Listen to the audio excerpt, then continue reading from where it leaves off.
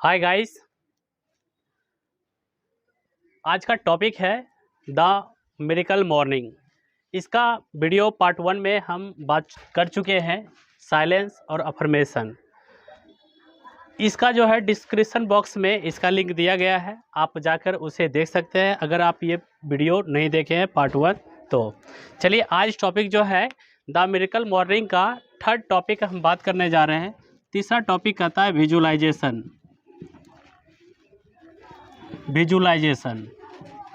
Visualisation में ये कहा गया था कि पिछले वीडियो में हमने देखा था एक खजूरी लाल था, नहीं, वह अपने ब्रेन को क्या किया था, अफर्मेशन कर दिया था, यानी कि अपने ब्रेन को वो कमांड दे दिया था। अब वह बंदा साइलेंस को फील किया था, अफर्मेशन को उसने अपने ब्रेन को कमांड कर दिया था।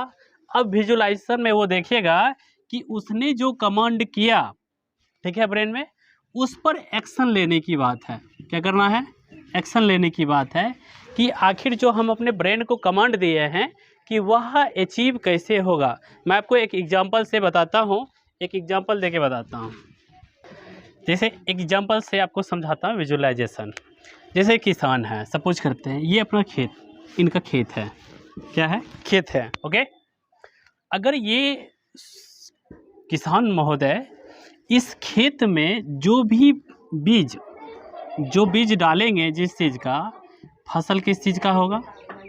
जैसे आपको मैं समझाता हूँ, अगर ये चावल बोते हैं, चावल का बीज लगाते हैं, धान, तो ये क्या काटेंगे? गेहूँ काटेंगे क्या? नहीं, गेहूँ नहीं काटेंगे।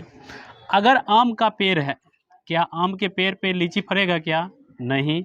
मतलब कहना चाहता हूँ कि अगर यह बंदा जो हमने अभी देखा था कि खजूरी लाल जो है वह अपने दिमाग में जो भी विचार डालेगा वही उसको वो प्राप्त करेगा।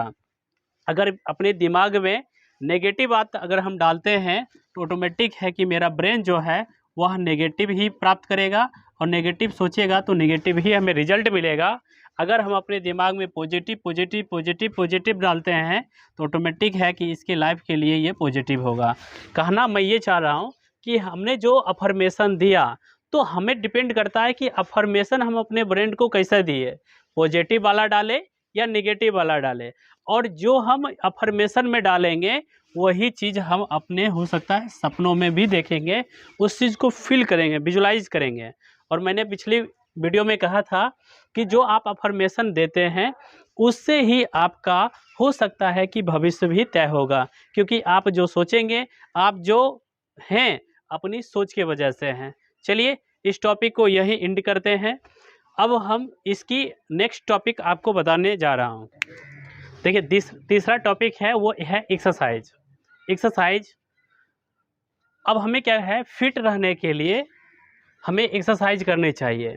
एक्सरसाइज का एक दूसरा, आप इसका चचेरा भाई होता है योगा। अभी मैं आपको दो एग्जांपल देता हूँ। जैसे मान लेते हैं ये दो पिक्चर है, बुरा नहीं मानिएगा, मैं आपको समझाने की चेष्टा करता हूँ।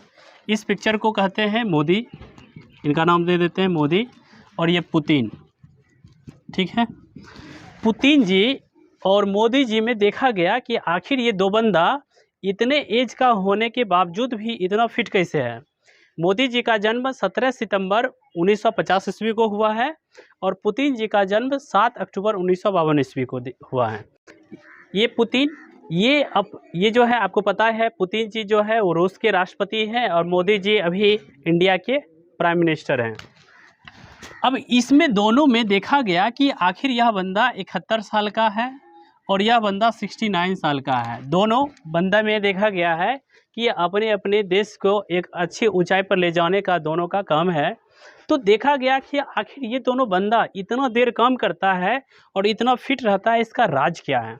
तो इसमें से देखा गया कि आपको पता ही है, हमारे देश के जो प्राइम मिनिस्टर हैं मोदी जी, वो योगा में बिलीव करते हैं, ये योगा करते हैं। और आप जानकर भारतीय वासियों को खुशी होगी, इनकी बदौलत 21 जून को अंतर्राष्ट्रीय योगा दिवस मनाया जाता है। इन्हीं का देन है, यही अंतर्राष्ट्रीय में घोषित करवाए हैं। दूसरी बात है कि पुतिन जी को देखा गया कि आखिर इनके फिटनेस का राज क्या है, आखिर ये बंदा इतना फिट कैसे रहता है। तो देखा गया कि पुतिन जी ये घुड़सवारी और जूडो कराटा से जुड़े हुए हैं। ये दोनों बंदा कहीं न कहीं एक्सरसाइज का एक पार्ट है। योगा और जूडो कराटा भी इसी में आता है, घुड़सवारी भी आता है। मतलब अगर हमें फिट रहना है और एक ऊंचाई पर जाना है तो हमें 3 तरीक़ा से फिट रहना है। पहला फिट है फिजिकल फिट रखना पड़ेगा, दूसरा है मेंटली फिट रखना पड़ेगा, तीसरा है स्पिरिचुअल फिट रहना पड़ेगा। इस तीनों अगर फिट रहते हैं तभी हम एक मुकाम को, एक ऊंचाई को छू सकते हैं। चलिए एक इसकी अब चौथा पॉइंट पर हम लोग आपस में बात करते हैं। चौथा पॉइंट है वो रीडिंग है। एक स्टूडेंट के लिए रीडिंग बहुत ही मायने रखता है और रीडिंग पर आधारित मैंने एक वीडियो आपको बना चुका हूं। अगर वो मेरा वीडियो नहीं देखे हैं तो आप जाकर वहां देख सकते हैं। आई बटन को क्लिक कीजिएगा तो आपको मिल जाएगा। तो यहाँ मैंने बताया था 4R रूल्स। 4R रूल्स में रीडिंग को बेहतरीन तरीक़ा से समझाया गया। अगर कोई स्टूडेंट जो है रीडिंग अर्थात 4R को, अगर 4R के नियम को पालन करता है, अगर उसको अपने दैनिक जीवन में इस्तेमाल करता है तो एक अच्छी मुकाम को, एक अच्छी ऊंचाई को वो छू सकता है। तो आपसे काइंडली रिक्वेस्ट है कि इसको ज़्यादा जानना है तो आप आई बटन को क्लिक करें और वहाँ लिंक दिया हुआ है, आप उसे जाके पूरा वीडियो को देखें, जो 2 पार्ट में बना हुआ है, पार्ट 1 और पार्ट 2। चलिए इसका 6 पॉइंट है वो स्क्रिबिंग है, ठीक है। अब एक्चुअली करना क्या है कि एक स्टूडेंट लाइफ में जैसे आप पढ़ाई किए, ठीक है, और जो बुक आप लेके पढ़ते हैं उस बुक को पढ़िए, ठीक है। पढ़ने के साथ क्या कीजिए, आप उसको अंडरलाइन कीजिए, ओके। अंडरलाइन करते जाइए। जो पॉइंट आपको अच्छा लगता है हर पॉइंट को आप अंडरलाइन कीजिए।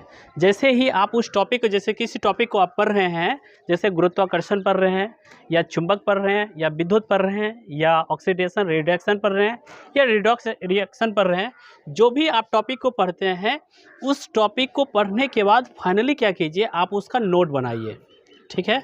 और आप लोग को बधाई हो, आप अगर स्टूडेंट लाइफ में हैं तो आप ऑलरेडी नोटबुक बना ही रहे हैं।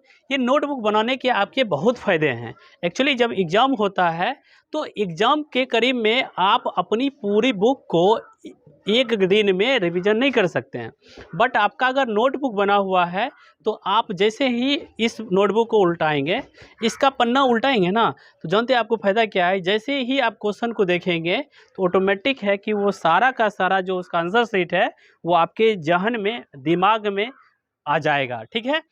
और इतना ही नहीं, आप जब नोटबुक बनाइएगा तो प्लीज़ अपनी क्वेश्चन को जो है ना हाईलाइट ज़रूर किया कीजिए और जो उसका मेन पॉइंट है उसको अंडरलाइन या हाईलाइट से आप ज़रूर कर दिया कीजिए।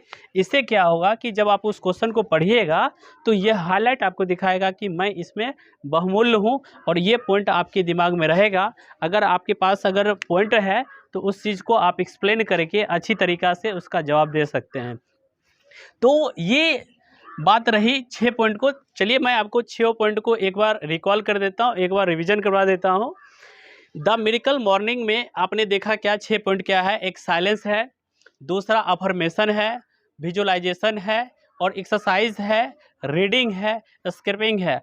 बाकी विश्वास करें, अगर आप इस 6 नियम को अपने दैनिक जीवन में इस्तेमाल करते हैं, अगर आप उसको उतारते हैं तो कहीं न कहीं आपके लाइफ में एक बहुत बड़ा चमत्कार होगा, क्योंकि लिखा ही है, टॉपिक है द मिरेकल मॉर्निंग। एक आपके ज़िंदगी में बहुत बड़ा चमत्कार होगा, बहुत बड़ा बदलाव होगा, एक अच्छी ऊंचाई को छूइएगा।